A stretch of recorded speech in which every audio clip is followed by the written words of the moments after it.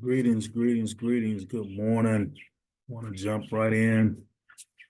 On yesterday, we talked about turning your despair into prayer. Today, we're going to talk about going from fear to favor. As we mentioned on yesterday, Nehemiah was a cupbearer, so he was responsible for bringing the wine and giving it to the king.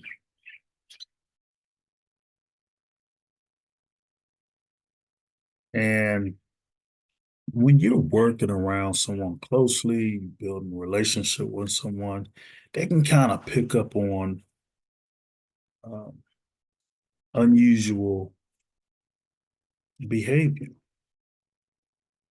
So here it is, Nehemiah is serving this wine to the king, and the king noticed that he has a sad countenance. He's not himself. And it is normal.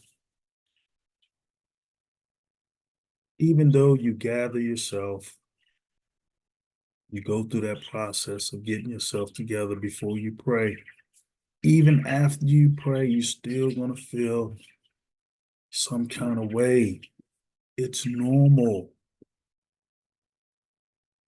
People act like feelings aren't valid. We are human. We're not programmed to not have emotions. So, as we can see in chapter 2, the king says to Nehemiah, "Why is thy countenance sad, seeing thou art not sick?" As humans, our emotions are sometimes written all over our face. Or you hear a term, she wears her feelings on her sleeve. It's normal. But in this situation, because of the relationship that Nehemiah had developed with the king took notice.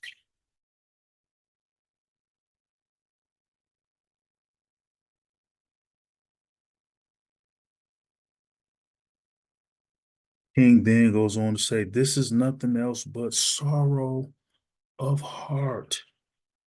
The king is showing that he cares. If we understand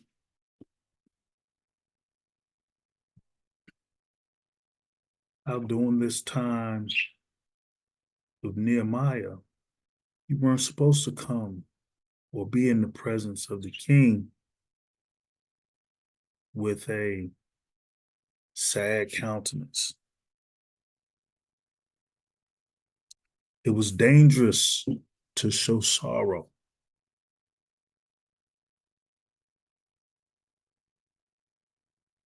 Nehemiah could have been executed based on that time period.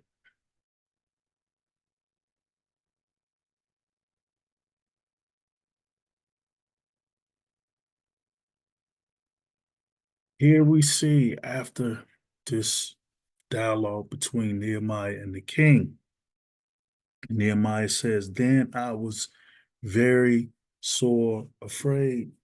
Don't be afraid to admit your feelings. As I said before, you are human. It's okay. If you fear, you fear. It's a normal reaction to life issues, circumstances. And I know the religious people will say, God is not giving you a spirit of fear, power, love, and a sound mind. Great. It's easy to say when you're not experiencing nothing. But I understand the scripture in context.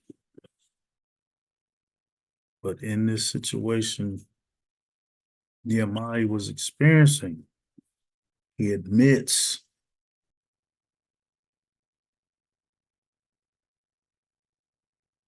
he was in fear. I'm telling you, it's okay. You're human. Don't allow people to treat you like you're inhuman. You're human. You have natural feelings.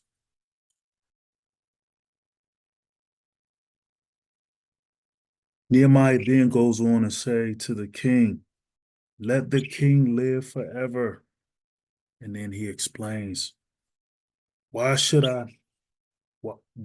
not my countenance be sad when the city, the place of my fathers, scepters, lieth waste, and the gates thereof are consumed with fire? He goes on to say, the king said to me, for what doest thou make request? So here it is, the king. It's not taking it personal. And Nehemiah came into his presence in a state of sorrow. Rather, he's showing compassion. Remember, chapter 1, Nehemiah asks for mercy and favor.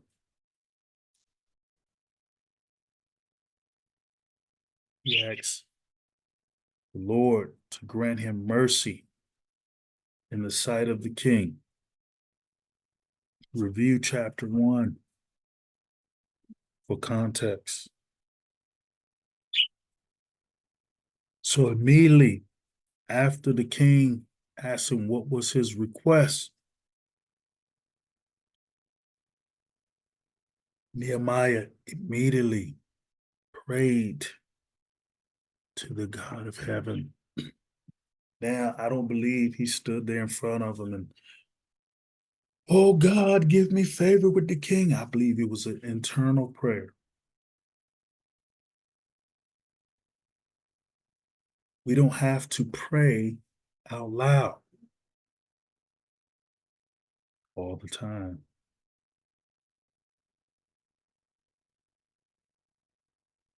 I just prayed. She didn't hear me, but God did.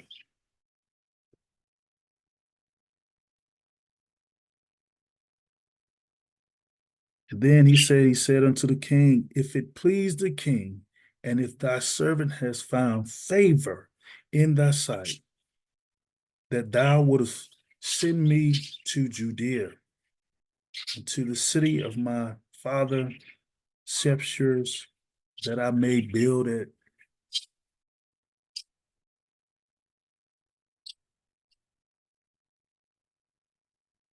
What's the scripture? I believe, look it up.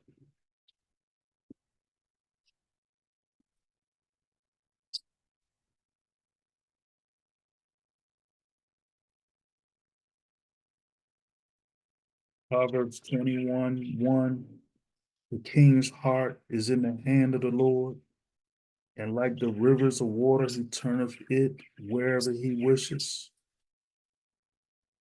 The Lord has sovereign control over kings, and they were subject to his power and will. God can shape person's inner desires. Pray that God shapes the inner desires of someone you need favor with. I need a boat. Change the heart of the boat dealer. No, you need that job. God, change the inner thoughts of that individual. Grant me favor so I can get this job, so I can take care of myself and family. God, take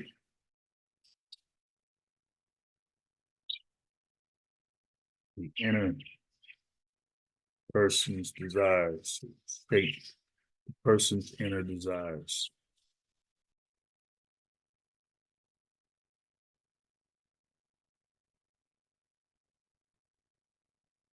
We all deal with something. Maybe you not trying to rebuild a city. Maybe you're trying to rebuild relationships in your family. Maybe you have a sibling that you don't get along with. You have a parent that you don't get along with. You want to rebuild that relationship, but they're making things difficult for you.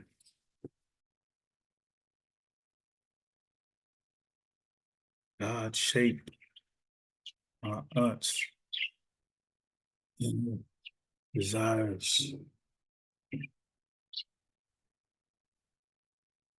And is able to do exceedingly abundantly above all we could ever ask to think. He's able.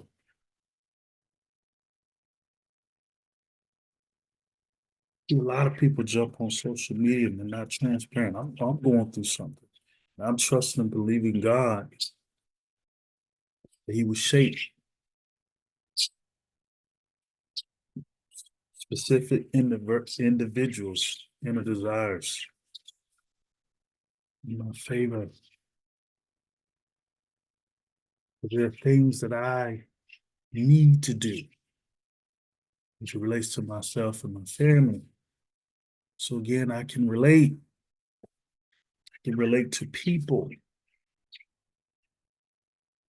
I'm not talking to you as one that's never gone through nothing or don't want to experience anything. I want to go through things that I typically go through is out of my control or in my control. So now I slow down to make sure that my decisions are in line with the will of God and won't cause hardships on myself or others. It's okay. Slow down, process things.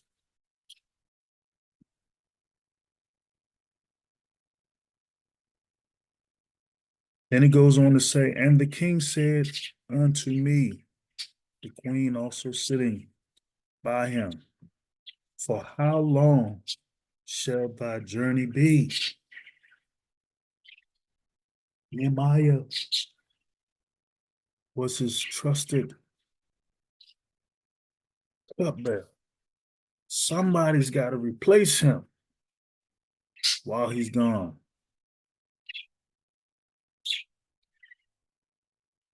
For this season.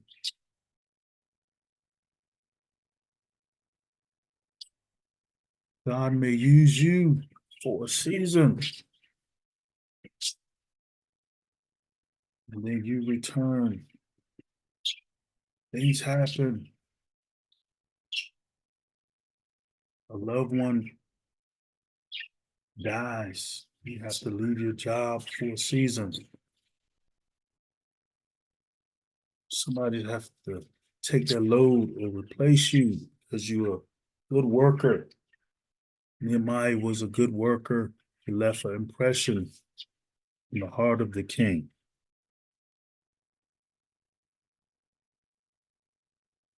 And he goes on to say, and when wilt thou return? Jeremiah states, so it pleased the king to send me, and I set him a time.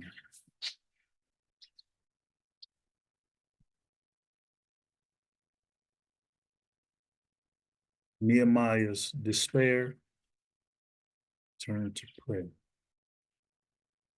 That which he requested of God heard. He gained favor with king. The king could have said no.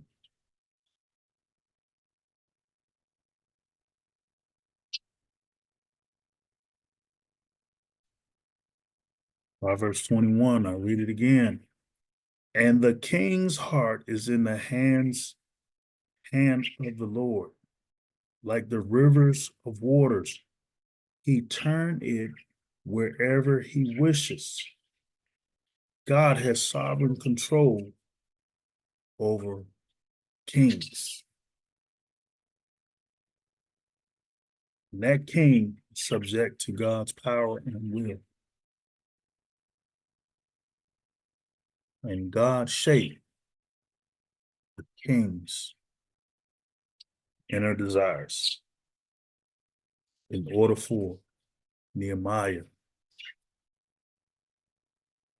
to be allowed to go to Jerusalem and rebuild. Now, we have a lot of whence today. What is a went?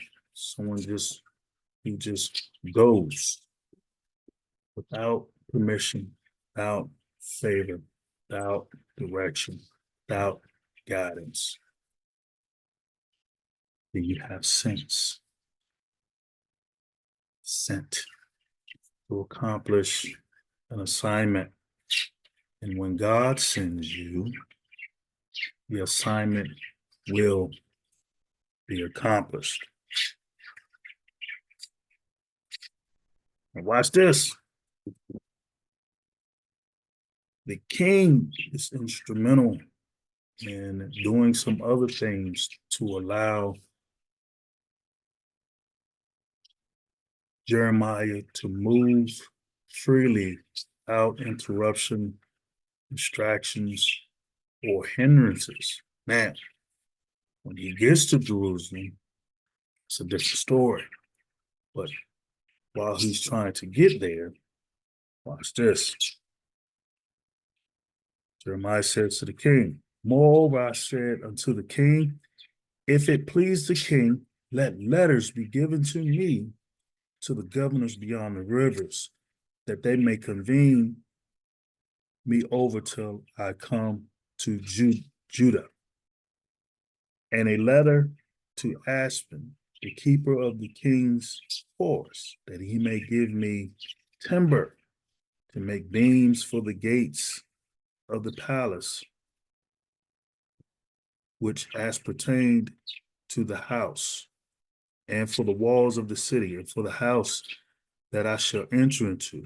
And the king granted, according to the good hand of my God.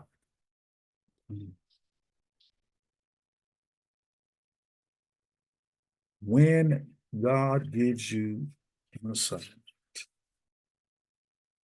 his hand will be upon you so that you can accomplish his will.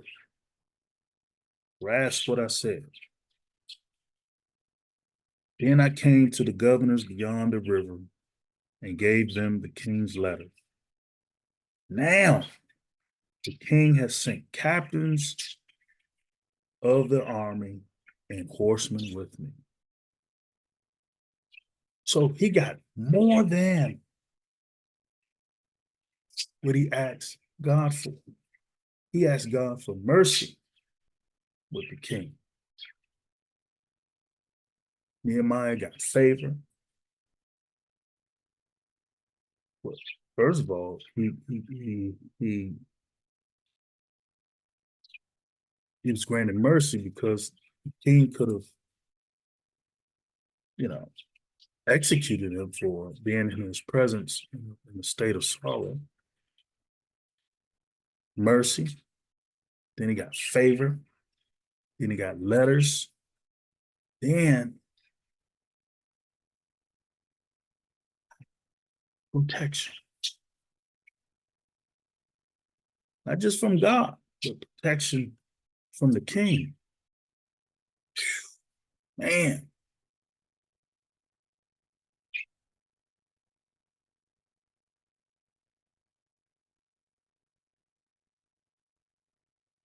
And I'm going to end right there. Acts chapter 10, because it'll lead into the next thing.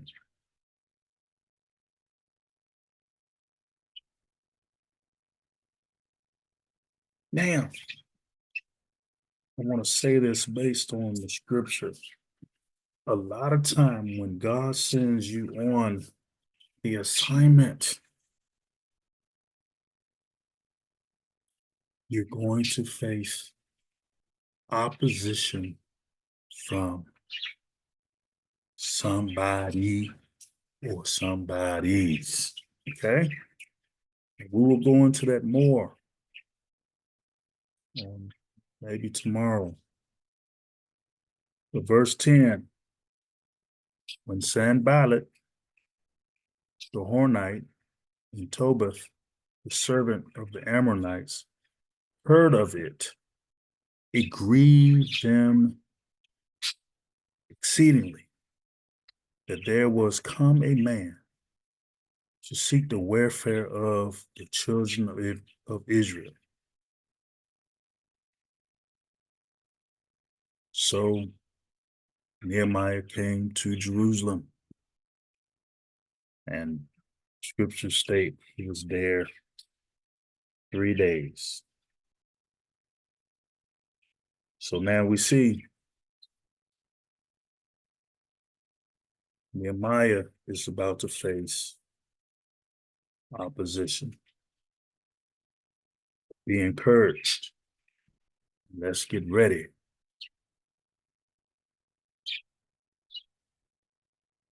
The next one. And remember, people would have tried to block God's purpose when you're doing the work of God.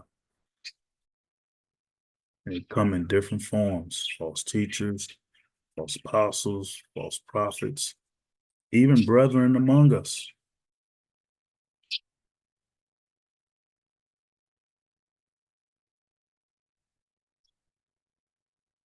People will oppose you. People will hope you fail.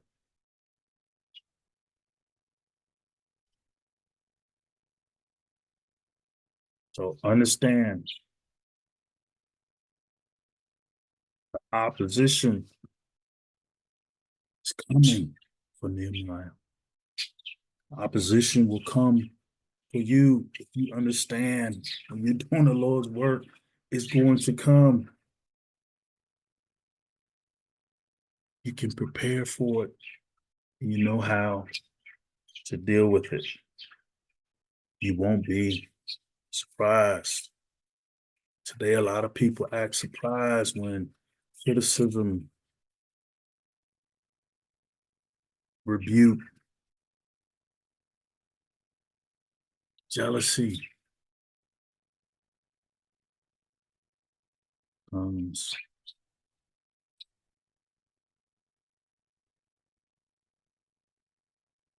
Be prepared, not surprised.